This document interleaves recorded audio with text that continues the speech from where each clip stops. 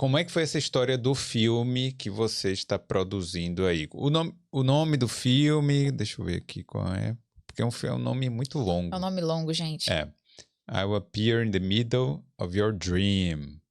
Então, como é que foi aí? Primeiro, como é que surgiu aí essa inspiração para fazer um roteiro desse tipo? Pois é, pra traduzir pro pessoal, pro público brasileiro, o nome do filme é Eu Vou Aparecer Bem no Meio do Seu Sonho, ou Eu Vou Aparecer no Meio do Seu Sonho. É Aí um nome meio longo. Aí depende, né? Porque a pessoa apareceu lá do nada, tem um problema. Isso É um Inception. É um Inception, quem dera, um dia eu chego lá. É um filme bom. Sim. A ideia... então, o filme tem muito essa coisa do sonho. Na verdade, vou falar um pouco sobre a história, né? Tá. A história do filme inicialmente eu escrevi pensando numa imigrante brasileira, que assim como eu. Na verdade, ela tá morando na Irlanda, né? Tem aquela vida bem solitária, aquela coisa do corre, que muitos estudantes enfrentam. Mas é um filme sobre luto, porque ela perdeu o pai. E a gente não sabe muito como aconteceu essa perda, mas a gente sabe que ela não dorme há mais de 1 ano. Então ela tá com uma insônia severa, ela dorme assim 1 2 horas, 3 horas, assim, o suficiente para ficar de pé, mas ela não dorme, né? Então ela tá com esse problema que obviamente tem a ver com luto. E ela não chorou esse tempo todo, desde a morte do pai. Algumas pessoas que talvez estejam assistindo talvez tenham passado por isso. Eu acho que é um tipo diferente de luto quando você tá em um outro país. É quase que não é real. E principalmente se você não consegue ir no funeral da pessoa. Então, meu pai tá vivo, graças a Deus, tá tudo bem, mas foi uma experiência difícil e aquilo que me inspirou a escrever.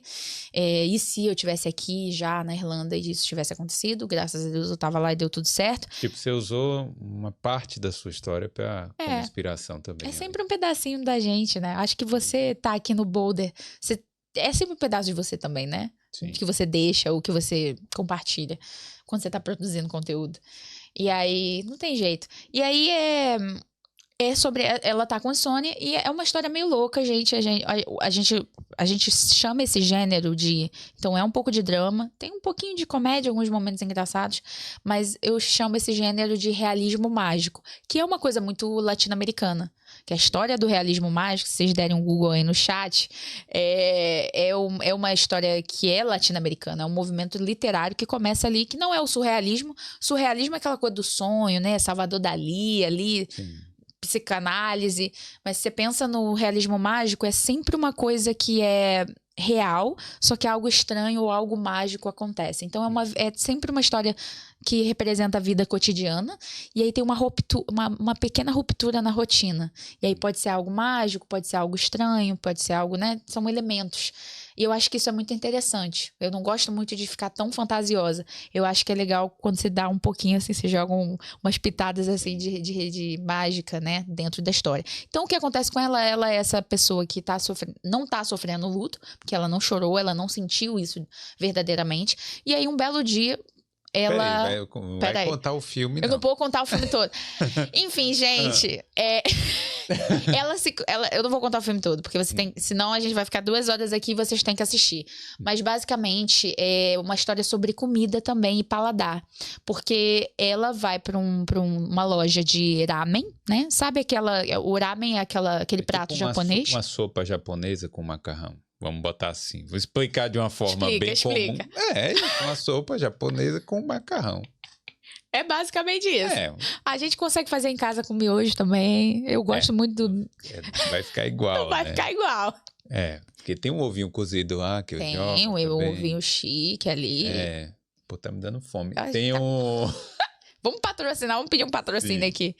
Eu tenho que agradecer os patrocínios já também. Sim. Mas então, ela vai pra essa loja de ramen. E aí, quando ela chega lá, ela meio que... Você não sabe no filme o que é realidade, o que não é. Um pouco na atmosfera do sonho. Mas ela prova o ramen, né, do lugar. vai pra casa, prova o ramen, e aí ela finalmente consegue dormir. Então ela começa a ficar obcecada com aquele prato, porque aquilo transporta ela pra outros lugares, né? Não outros lugares físicos, mas é muito sobre esse cozinheiro misterioso. Tem um cozinheiro misterioso que a gente não vê o rosto, a gente só vê as mãos. E as mãos são idênticas às mãos do pai. Então tem toda uma conexão com a comida, algo que é muito brasileiro, né? Se a gente for pensar no quanto a comida faz parte da nossa cultura, da nossa nostalgia de casa, para baianos principalmente, de repente, para cariocas também. E então tem muito essa relação entre esse... Basicamente a história é sobre ela tentando finalmente atravessar nesse luto para chorar pela primeira vez, com uma certa ajuda desse cozinheiro misterioso, cujo rosto a gente não consegue ver. Então tem uma poética ali, da gente só ver as mãos ali cozinhando. Isso. Você revela em algum momento? O rosto? Não vou falar. Não fala não, É bonito, é poético, é estranho, mas é bonito. Agora o realismo mágico, me cita um exemplo de um filme que tenha um realismo mágico, só pra gente entender. Olha, vamos lá. Então, alguns. Não sei se vocês assistiram. Na verdade, esse filme foi até filmado aqui na Irlanda. É um filme um pouco esquisito, gente. O nome do filme é um pouco engraçado também. É esquisito, mas um bom tipo de esquisito. A gente tem... Eu vou indicar dois. Na verdade, vou indicar primeiro o maior exemplo de realismo mágico que a gente tem. Que a gente tem um livro e a série na Netflix, que é o 100 Anos de Solidão, do Gabriel Garcia Marques. Então, tem o livro. É um livro belíssimo, mas tem a série na Netflix também. Ele é considerado um dos inventores, né, o colombiano, do realismo mágico. Então tem essa série 100 Anos de Solidão que vocês podem assistir. Se quiser um filme, tem um que é um pouco esquisito assim, mas é muito interessante, que fala sobre relacionamentos em um mundo meio invertido. O nome do filme é O Lagosta e é com Colin Farrell. Não é um filme latino-americano, mas é um filme que fala... Eu vou dizer um pouco do filme porque você vai achar bem louco, mas talvez te interesse. Eles vão... Até onde eu me lembro, tem esse homem que é o Colin Farrell. Eu não sei pronunciar muito, mas ele é irlandês. Farrell, E aí ele vai para um hotel em que, tecnicamente, ele vai lá para conhecer a parceira dele, romântica. E aí o hotel te dá um prazo para conhecer essa parceira romântica. Não lembro quantos dias. Sei lá, 20 dias para você conhecer sua parceira perfeita.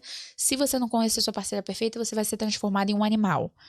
Aí ele escolhe lagosta. Que animal você gostaria de ser? Um cachorro? Um coelho? Aí ele, uma lagosta. Então é engraçado, mas você para pra pensar, nossa, que filme esquisito. Mas é um filme divertido, tem seus momentos engraçados, mas também é um filme muito reflexivo sobre, né, relações humanas. Então, é um exemplo meio inusitado de realismo mágico também. E que foi filmado aqui. Mas eu entendi, assim, mais ou menos. A vibe. Aí sim, como é que foi a produção desse filme? Como é que foi aí, tipo, conseguir... Primeiro, quem é que tá participando da produção? Como é que foi para conseguir financiamento e tudo mais? Vamos chegar nessa parte maravilhosa que eu vou agradecer essa equipe brasileira e irlandesa também, que tá aqui no meu coração. Essa ideia começou ali na minha cabeça e começou e ganhou corpo com alguns cafés que eu tomei com duas brasileiras maravilhosas. Se vocês estiverem assistindo, eu tô olhando para todas as câmeras, olhando para você. Eu tô aqui assim, pra onde eu olho. Manda pra essa aqui. Não, manda essa aqui. Ana Stamato, quero te agradecer, mandar um beijo aqui do meu coração. Camila Gomes também, que é uma das, vamos dizer assim, é a grande mentora brasileira do cinema, em cinema aqui na Irlanda. Todo mundo que chega e quer trabalhar com cinema, fala com a Camila Gomes. E ela é uma diretora de fotografia que trabalhou em Vikings, trabalhou com grandes séries da Netflix também, O Turista ela também fez. Então, assim, ela foi a minha diretora de fotografia e uma das maiores incentivadoras. Ana Stamato foi uma das produtoras. Eu vou falar aqui mais da equipe brasileira, porque a gente está falando em português e eu quero enaltecer os brasileiros. Os nossos produtores são irlandeses, mas a gente teve, né, a Ana como produtora também, aí coordenadora de produção, e a Camila. Então elas foram essenciais. E o agradecimento a 3 patrocinadores incríveis que a gente teve, que foi a Padoca, Obrigada, Padoca, patrocinando ali com os snacks pra gente. Comida é muito importante num set. O Zambreiro, que é uma marca australiana e irlandesa também, eles também patrocinaram com comida. E o Real Events, ou Real Events, eu não sei, Real Events ou Real Events, que também ajudaram com patrocínio. A gente foi o primeiro filme. A gente tá no tempo já, né? Não. Fica à vontade.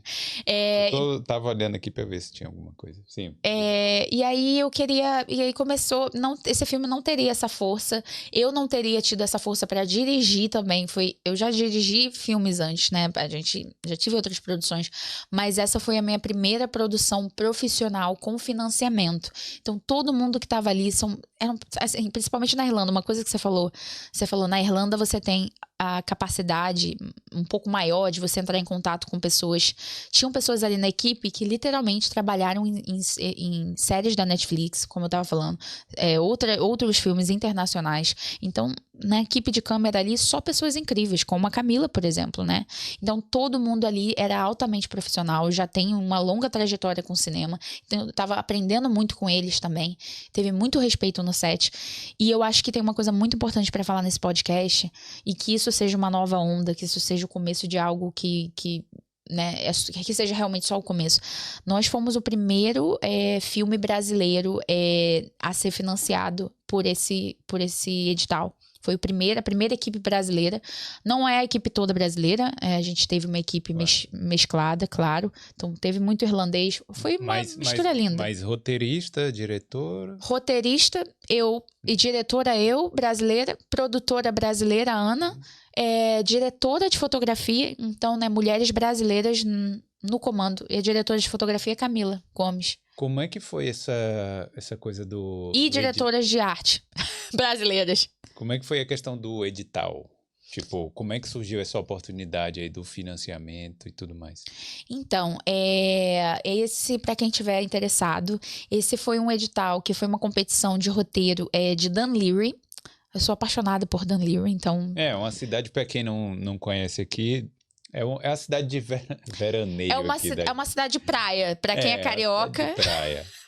Não é praia, mas eles têm um mar lindíssimo ali, né? Tem um farol que as pessoas vão andando, e tem o mar, o pier, que é os barcos, a marina. O que mais? Tem um pub muito barato lá, que é o Wetherspoon, né? O 40 Foot, que é muito barato. Ama. É muito bom. E... comida boa, restaurante bom. Mais ou menos. Mas... eu tenho que... Aí é baiano, né? Ele não vai falar bem da comida daqui. Sim. Mas aí... aí sim, eles fizeram esse edital. Então, o edital né, o edital era basicamente envie seu roteiro, né? Completo. Tem que ser um roteiro para curta-metragem, mas envia seu roteiro. A leitura desse roteiro vai ser, eles chamam aqui de blind reading, que é leitura cega, que é basicamente, né, eu tô traduzindo meio errado, mas você não coloca o nome dos autores, e isso pra gente que é estrangeiro é muito importante, porque você tem uma chance a mais, né, de não ter nenhuma discriminação nem nada. Então foi um processo seletivo bem competitivo, porque foi um processo seletivo aberto para todo mundo. Então tem muita gente que já tem produtora grande que também aplica, porque dinheiro é dinheiro, né? Sim. Todo mundo quer produzir todo mundo precisa de dinheiro para pagar as pessoas, para ter um equipamento caro ali, você fazer o aluguel do equipamento, da locação. Você teve que alugar o equipamento também, incluso aí nessa grana aí? Isso. Pode falar o valor? Como é que é? Ou então, não? Eu não sei por causa de contrato, porque a gente tem um contrato com o edital e tudo.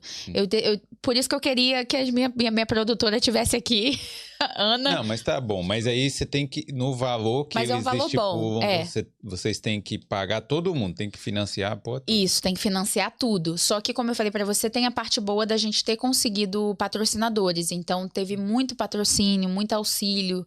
Teve coisa também que a gente, né, às vezes tem que colocar alguma coisa ali ou outra ali do próprio bolso. Mas pouquíssimo disso. A maior parte, na verdade, foi do financiamento mesmo do filme. E o elenco?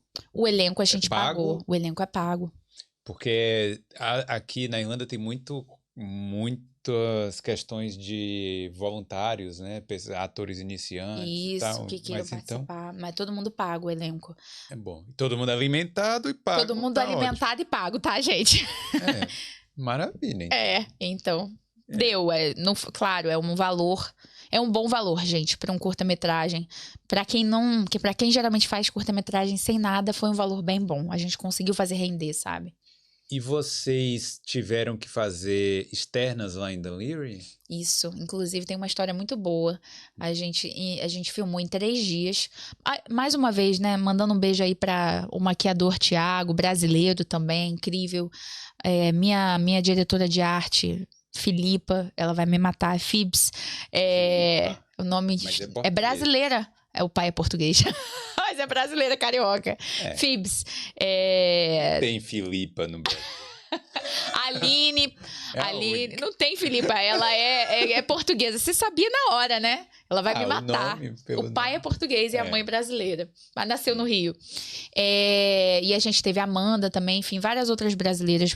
Tinha muito brasileiro ali e muito irlandês e foi incrível. Acho que eu nunca vi numa produção financiada, profissional, tanto brasileiro junto. Então foi uma oportunidade de, né, também fornecer emprego pro pessoal da nossa indústria Não, e o bom é porque é o seguinte, vamos supor, todo mundo tá ali trabalhando, você tem um crédito ali, né? Você tem um nome ali. Isso.